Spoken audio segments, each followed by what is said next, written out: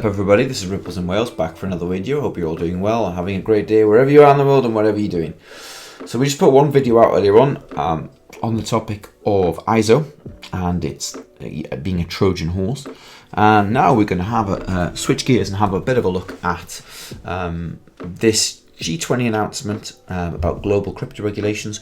We're going to have a little bit of a look across the water to the east and the BRICS meeting and the General Leaders Summit that we've got coming up in South Africa in tomorrow, I believe.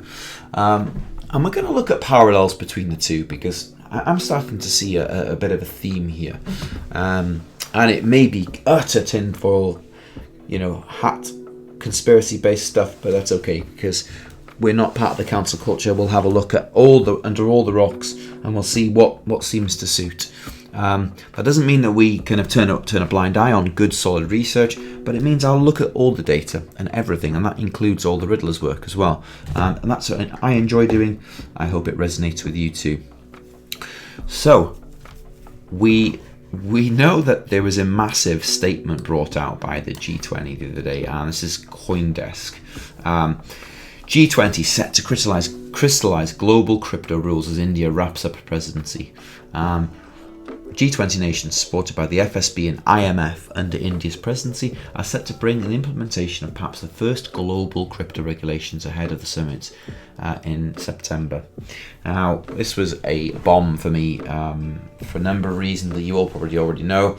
I don't know if you know, but we're gonna go down this route just a little bit. Just humour me, permit me some latitude.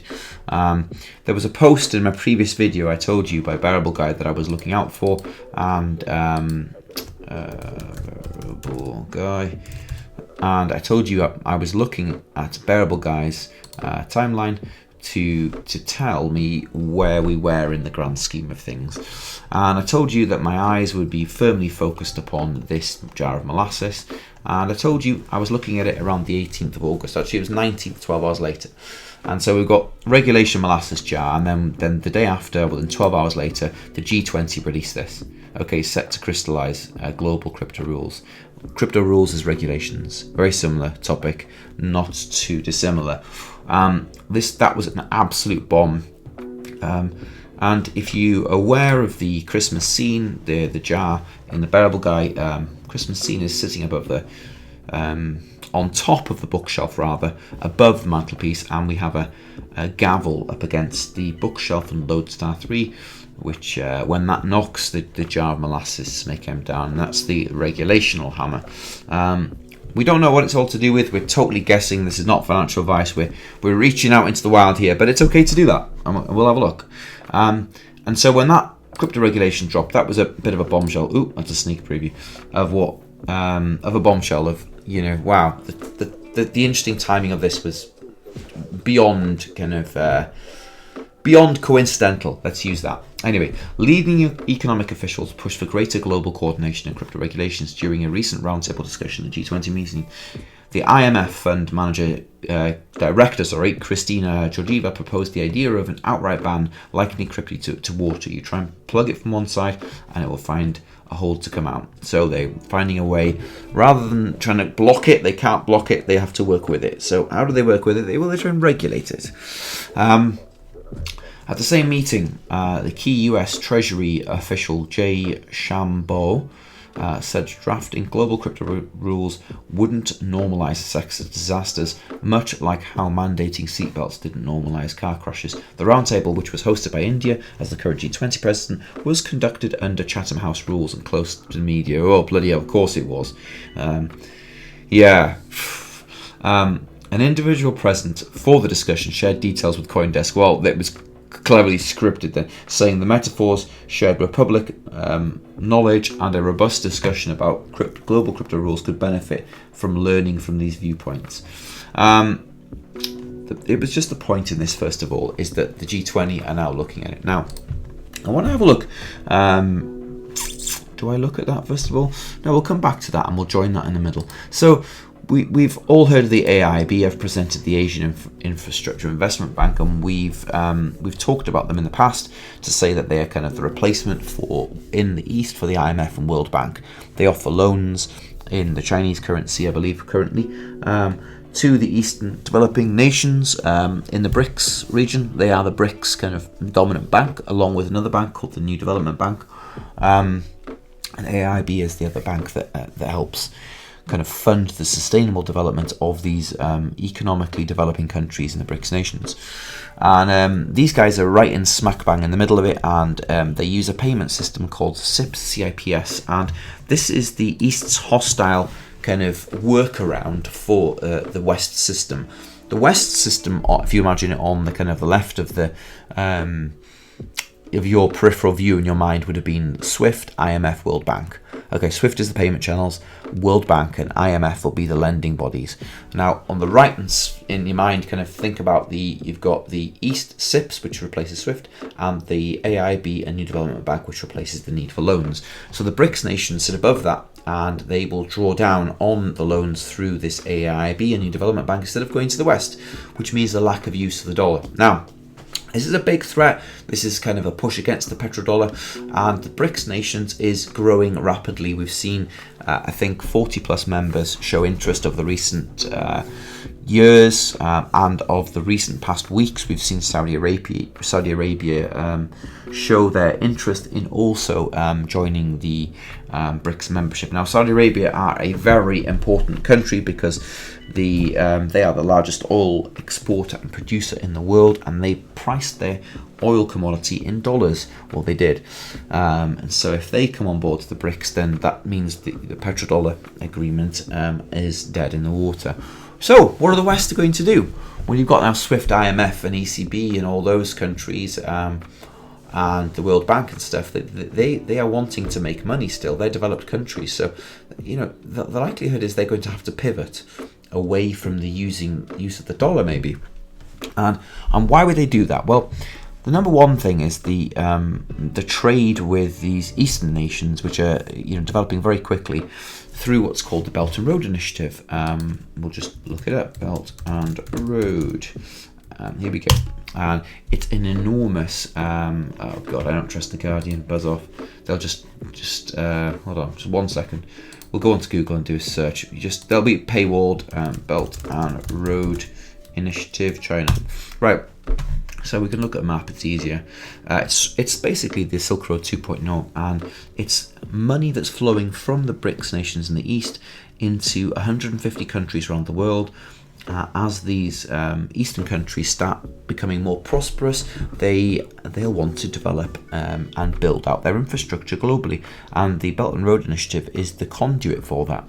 Now, the G20 countries are going to want to welcome investment in the country, so they're not going to want to turn this away.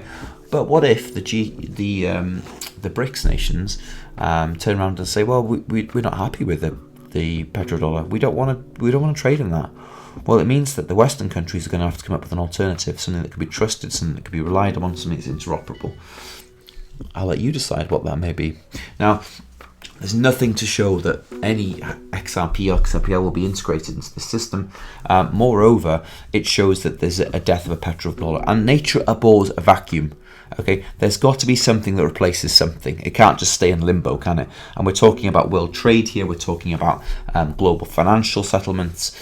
And you're also seeing the rise of Ripple as a dominant player in payments, at least in the West.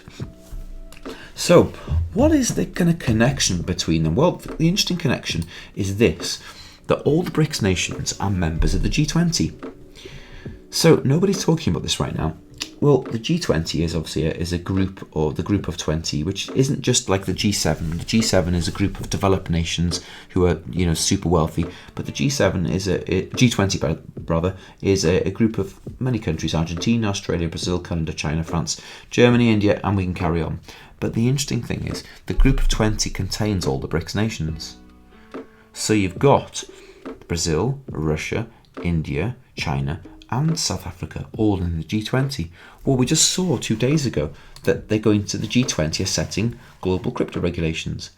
And we also know that the change in Troika, so that Troika is the three countries that sit at the head of the G20 for 2023 and 4.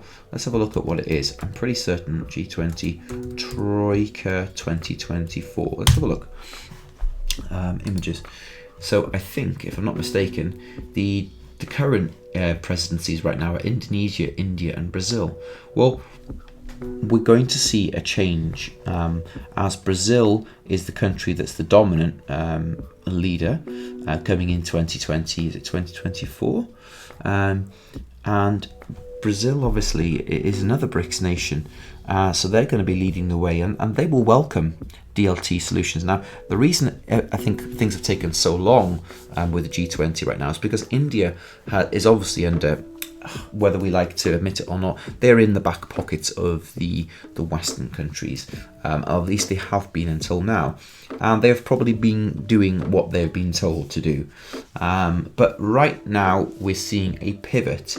And as the G20 presidencies change and we get Brazil moving up and South Africa coming onto there, we will have, interesting enough, we'll have India, Brazil and South Africa in the Troika of the G20 membership, who will be kind of the very interesting set of three leadership council members and presidents, which will be making decisions on a global stage. Pay attention to that. This is a big thing, and so what we're trying to say here is that there's an interesting connection between, between the BRICS. We've got, insinuating they're going to circumvent the Western system with a new system, and we've got to ask ourselves, is that going to be a DLT based system?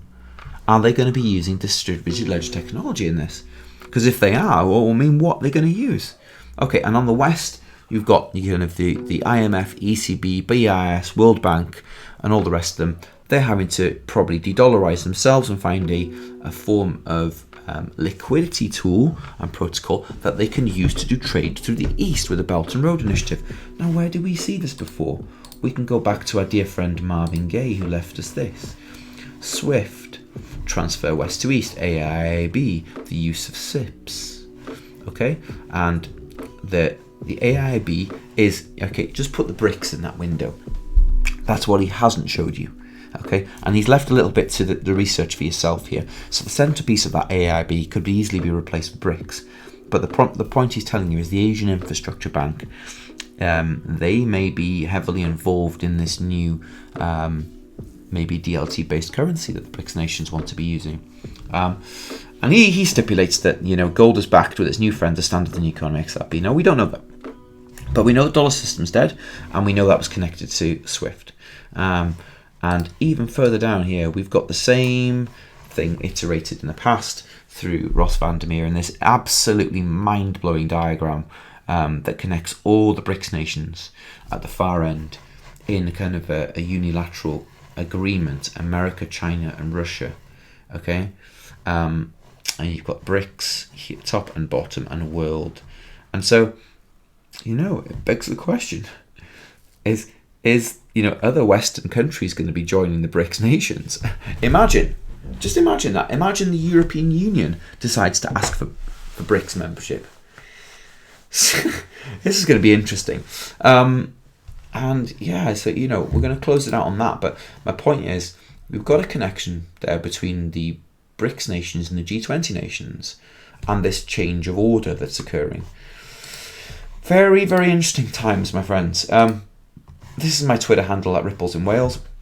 Please give the video a like and give the channel a subscribe, turn the notifications on. I really try and reply to every comment in the videos.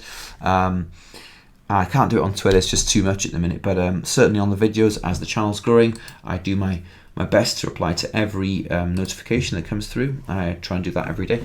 And yeah, come and say hi. Channel's growing nicely now. Appreciate all of your contact and your messages. It means a lot. It drives me forward in my motivation to produce more content for you all. Anyhow, we'll leave it there. Hope you're all having a great day, whatever you're doing, wherever you are, and we'll see you in the next video. Be blessed.